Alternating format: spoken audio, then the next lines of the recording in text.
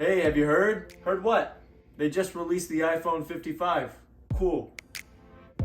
Hey everyone, hope you're doing well. I'm Andrew and welcome back to the channel.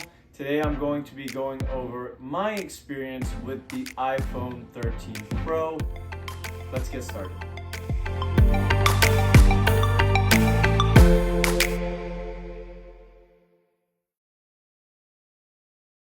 So I ordered the iPhone 13 Pro and I ordered mine first before my mom, but my mom got her iPhone before me.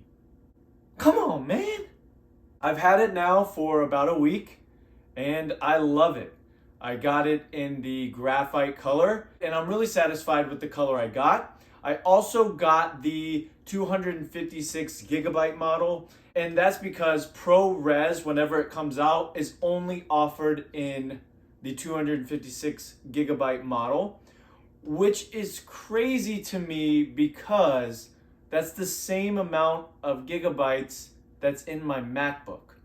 So these phones are just becoming more and more insane. Let's start with the design of the phone. And so it's very similar, if not almost the same, as the iPhone 12 that came out last year with the new squared off design. I really like the feel, I like the look of it. It has the stainless steel bezels, which is nice. And I know last year there was a lot of complaining about thumbprints being on it a lot, but I've had my case on it, so I haven't noticed. Also, knock on wood, I haven't had a chance to test my ceramic shield because I haven't dropped my phone yet. Just coming from the iPhone 11 Pro, it's crazy what Apple's done in 2 years. And I know 2 years from now it'll be even crazier, but it is, to me, a really totally different device. I mean, everything feels different. And just talking about the form, square just feels right. It feels better than the curve. I feel like the phone's really secure in my hand. The major difference, if there is anything to the outside, is the phone is a little bit thicker and it's also a little bit heavier, and that's due to an increase in the battery size. There's also been a slimming down of the top bezel, which Apple didn't really utilize the space that they took out, but I guess that's okay. It's kind of leading us to believe, and hopefully we'll see it, that the bezel will be completely gone one day and we'll just have a screen and nothing showing, just a full edge-to-edge screen, which would be amazing. So this iPhone is rocking the A15 BIONIC chip, and it's really powerful. This sounds really cliche, but you can actually feel the Pro to this iPhone. The battery is noticeably better for me. I can get about 7 to 8 hours of on-screen time with just about one charge at night. I'm also loving my new MagSafe charger for my iPhone. The OLED display is killing it.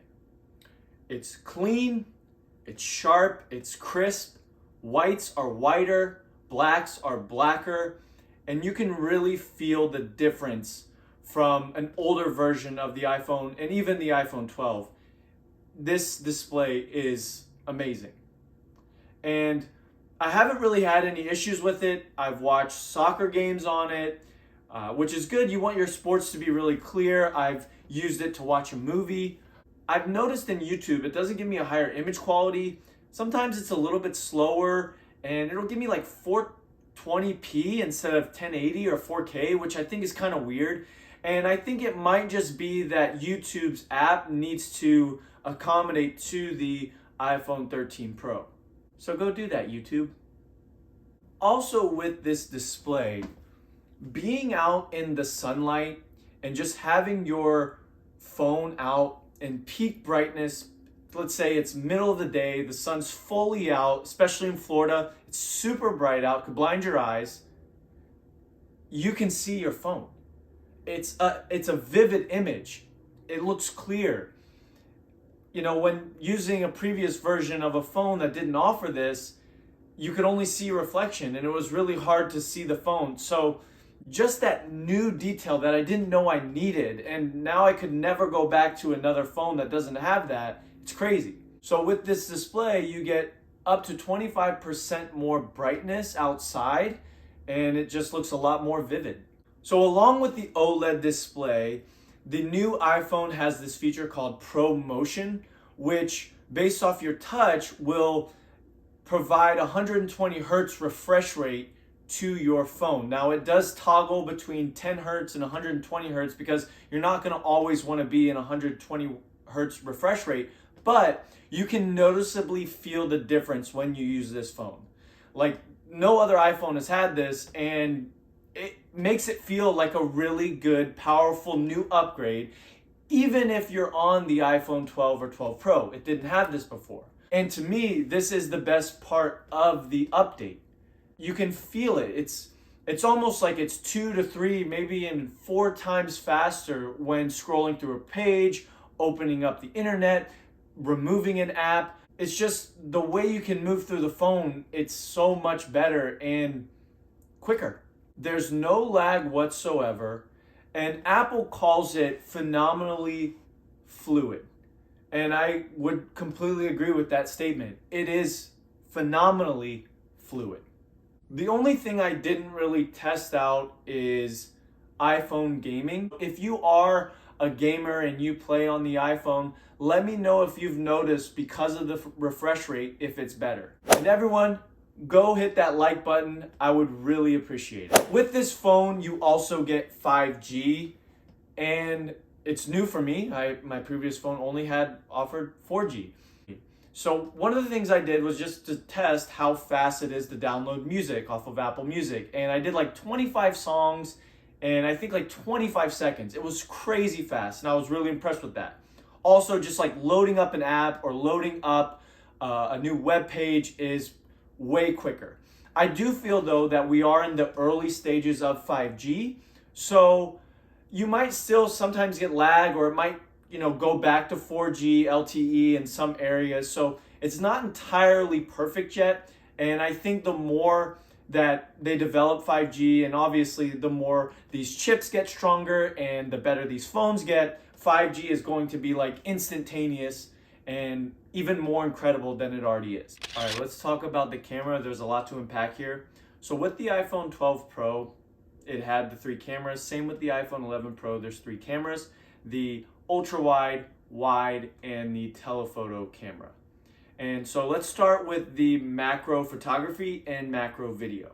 So it now offers this thing where you can like put your phone close to something and it will just automatically zoom in. And it's like 3 times optical zoom, which is great. To me, I've probably seen other phones that are better, but I do want to say that it is pretty good. The only thing is, when you zoom in closer and closer and closer on this cupcake, for example, you can kind of see it gets a little bit grainy and it doesn't have sharp detail like a professional camera would, or even other cell phones that really focus on that kind of niche in order to get other people to buy it. You can also see here when I zoom in on these rocks, you can get really close and the details starting to look better and better, but I think we're 1 or 2 upgrades from really seeing like unbelievable zoom. So the iPhone 13 Pro's camera was made for low light. Using new sensors and a LiDAR scanner, as well as adding it to all 3 type of cameras within the phone, you get a really good night mode. And honestly, I was impressed. Just take a look at these pictures. So this first one is from the Apple website. And usually Apple has like the best setting, the best lighting, and it feels like I could never take a photo like that.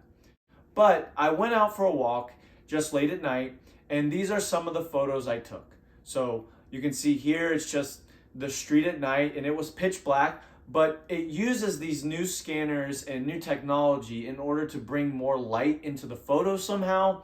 I don't really get it, but it is amazing.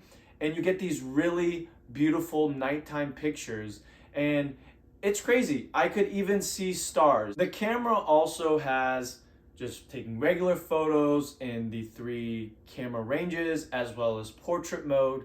You also have video recording, which is great, of course. It has, the classic stuff that doesn't even need to be said, but there is this new mode called cinematic mode, and I'm already putting it to use in this video. You can see here the bokeh kind of blurs out what you're seeing in the background. So it kind of does give that cinematic quality to this video. I also took a video of me out at a place called Hyde Park, and you can see that everything's blurred out except for me. And it feels like those really cool moments in movies where it's just focused on the person you're watching. And so I think Apple's close. They're definitely right in calling it cinematic mode. I don't think it's going to replace right now movie cameras. They're truly unbelievable. But I do feel that people can have a lot of fun with this. And it's almost, to me, like cinematic mode, yes, but you could even call it portrait video mode. So it's like taking a portrait video instead of a portrait photo. There's also photo style graphics where you can adjust the phone to kind of different filters you already have preset so that you don't have to do that every time.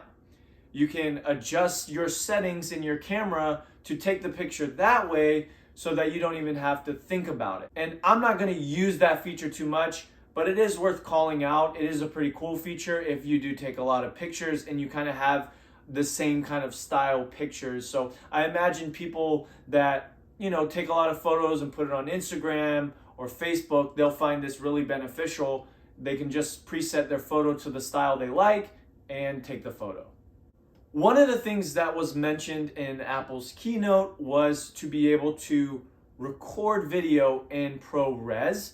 And unfortunately, we're not able to do that yet. I imagine it's going to be in an upcoming iOS release. So for some reason, Apple just isn't there yet, and I don't have it on my phone. If you have it on your phone, tell me what I'm doing wrong, but I don't have it yet. I also set up the Apple Wallet, and this includes Find My, and it really works. So like if I take it off and I just set it down somewhere like here and walked away and had my phone, it would tell me I left my wallet behind, even if I'm in my house. Now there's settings that I can adjust when I'm at my house or I'm at my work where I'm not gonna need it right by my side all the time, but I do think it's really nice. My final thoughts are, this is an amazing phone. It's certainly the best phone I've ever owned, and I absolutely love it. I do think though, if you have an iPhone 12 Pro, I wouldn't upgrade. Just wait until next year. There's already some really good rumors out there for the iPhone 14. If you have the iPhone 12, maybe you should wait as well. It wouldn't be a huge jump for you. So if you have like an iPhone 11 or 11 Pro and you're able to upgrade, I would go ahead and do it. A lot of carriers, T-Mobile, AT&T, Verizon, they're offering great deals right now for you to trade in your phone and upgrade to a new iPhone. What can I say? Apple has done it again. He's an Apple shill! Thanks for watching, guys. If you guys enjoyed this video, go ahead and watch the unboxing I did of the iPhone 13 Pro. Thank you guys. I will see you next time.